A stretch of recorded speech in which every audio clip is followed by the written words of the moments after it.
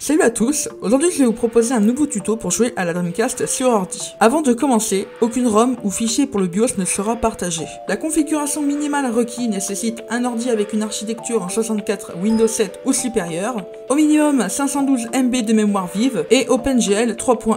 Passons à l'installation. Sur le site, dans la section Download, cliquez sur le logo de votre système d'exploitation.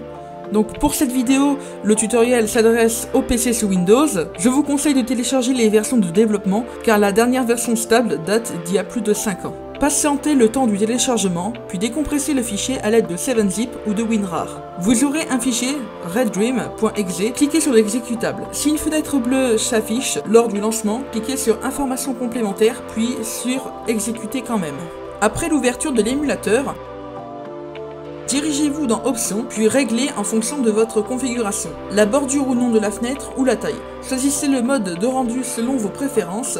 Ensuite, en fonction des jeux, vous pouvez choisir entre le ratio. À noter que le format 4/3 convient très bien, mais vous pouvez aussi choisir le format 16/9, mais il est conseillé d'utiliser un patch pour les écrans larges. On ne touche pas au frame skip et au frame rate counter, et le V-Sync, c'est à vous de voir, perso je le désactive. Dans la section volume, vous pouvez régler la hauteur du son et la latence. Et enfin, dans le réglage du système, mettez la région en Europe, la langue en français, la définition en PAL et le câble en VGA. Nous allons pouvoir passer à la configuration de la manette. Munissez-vous de votre manette, puis dans la section Input, sélectionnez le port A et mappez les touches avec votre contrôleur. Pour vos jeux, je vous conseille le format GDI. Si vous avez des problèmes avec ce type de format, vous pouvez aussi utiliser le format CHD, qui marche très bien.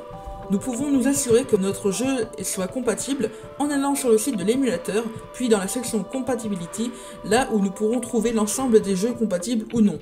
Cherchez le nom de votre jeu auquel vous souhaitez jouer et vérifiez bien qu'il fonctionne. Créez un dossier pour vos jeux Dreamcast et choisissez un emplacement approprié pour pouvoir les localiser dans RedDream, puis une fois terminé, nous allons pouvoir jouer à un jeu. Dernière partie du tutoriel qui n'est pas obligatoire, la mise en place du BIOS. Procurez-vous les fichiers require du BIOS, puis déposez-les dans la racine de là où nous avons exécuté l'émulateur. Le fichier du BIOS doit être renommé en boot.bin, redémarrez l'émulateur, puis dans Système, vous pourrez boot dans le BIOS.